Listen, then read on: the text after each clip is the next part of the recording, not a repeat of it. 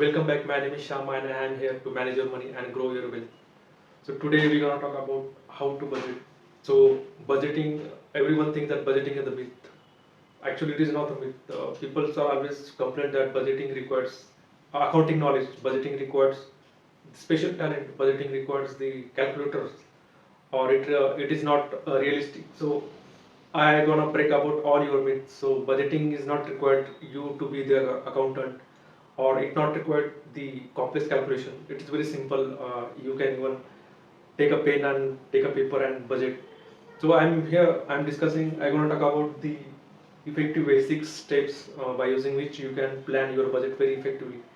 So before starting video, please subscribe my channel and like the video. So now let's get started. So step one, calculate your net income. Yeah, before budgeting, it's very important to calculate your net income. So if you are the salaried person or if you have the business, then you can calculate your net income. So your net income should be, if your take-home salary includes the variables pay and all, then you need to deduct your variable, like some employer might cut the PF, professional taxes. So excluding cutting various taxes, what is your net income? Based on that, you can set your goal. So your budgeting should not include your total variable income. So total variable income is not your take home salary. So what you get in your hand is actually the amount. So based on that, you can decide whether your goal is. So what is your goal? So first of all, saving goals may take your short term and long term. So there are the two category for this goal. If you are saving for the short term goal, then the goal should be from 1 year to 3 years. And if you are planning for the long term, then the goal might be the 10 years, 15 years, or 20 years, whatever may be, if you are planning for. For the short term goals, people may plan usually for to save the emergency funds, to create the emergency funds, or to have some car purchase, or to pay out credit card debts or the small debts. So that is the short term plan, and people usually plan for 1 year or 2 3 years. For the long term plan, people usually plan for 10 to 15 years, like to take the retirements, or to have the children's education, or to purchase the house. So for that, you need to set a goal, and that goal should be the realistic. So the second step is track your spending. So after setting the goal, you can track your spending. So there are various ways you can track. You can simply uh, create a pen and paper and make a monthly spending. You have what you take, what is your taking salary and taking income, and what is going. So you need to track all the money, where it is coming, how much it is coming, and where it is going. So after, you can categorize it to your spending in the different buckets. So like your fixed spending and variable spending. So in the fixed spending, what is the fixed spending is the pay that you need to pay, like the utility bill. You cannot compromise anything in the paying the utility bill, or your mortgage loan amount, or your grocery, your daily needs. So you need to do not compromise in your necessary items, but you can think about what you want. So there are the another category, that wants and wishes. So they may be entertainment, or your dining, your going outside for the vacations, or the movies. So these are the wants. So you need to track where actually your money is going, and how much percentage is you are spending. So the tracking is very important after you know that your net income. So third step is set a realistic goal.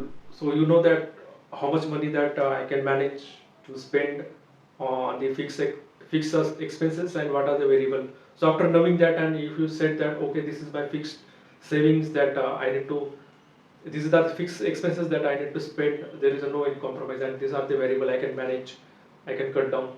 After knowing this, you can then set your realistic goal. So these are where this is the foundation for your budgeting. After setting the realistic goal, so your realistic goal should be okay, I need to purchase a house after the 4 years. So that should be your realistic goals. Or you need to retire after 10 years, or within the next 5 years, I want to uh, save for my child education. So this is very, I think, realistic goal, and it will motivate you, or it may be your dream home for next. So it is a very motivating factor that you, once you set your realistic goal, then you can uh, imagine that okay, I set this goal, then it has to be achieved within the certain time frame. So it will automatically motivates you to how to control your spending, and you can set a realistic goal based on the knowing exactly what is your spending, what is coming in, what is going out, and how much you are ready to spend for the extra expenses, fixed expenses, or the variable, how you can manage the variable. So now fourth step is make a plan. So after you set your realistic goal, then fifth step is fourth step is make a plan. So planning is a very important. It is the foundation to enable you to start budgeting. So you can plan what is your take home salary or your income. Then you can plan for 30% of the amount that might I want to spend on the wishes and wants, or the 20% that I should spend for the my emergency fund, as or the 50% is my fixed expenses that I need to spend, that is there is no compromise. So you can categorize your spending and make a plan for the year. So basically it is important that you can make a plan for yearly plan. So if you planning for the whole year, then you can bucket your spending. So you can make a category like this is my fixed expenses for this year, then this can be my variable expenses, this is my expenditure that is going for the whole year. Or you can then reserve for the unexpected events or unexpected spending that you don't know when at a point of time that might occur. So after making a plan, then fifth step is adjust your spending to stay on the budgets. So if you have planned that for the whole year what amount I need to save, then you can track what you have planned.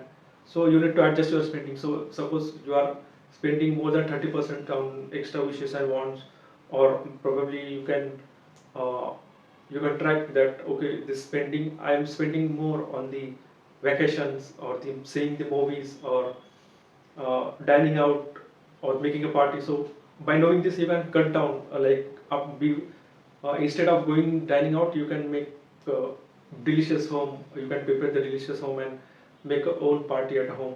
So in this way, you can cut down your expenses, and you can manage. So this is the fifth step: adjust your spending after you get the budget and stay on the track. For the purpose is to stay on the track and adjust your expenses. Then sixth step is reviewing your budget regularly. So once you cut down your spending, then you need to look back each month how much you are able to send and save, and you need to track or review regularly. So the review is very important. You can know that in this month what how much the target I have achieved. If I targeted for to spend 30% on the extra wishes and want, if it's spent 40%, then you can take the action further to cut down those spending. So these are the very practical way, and it will help you to create your budget effectively. So thanks for watching. Bye.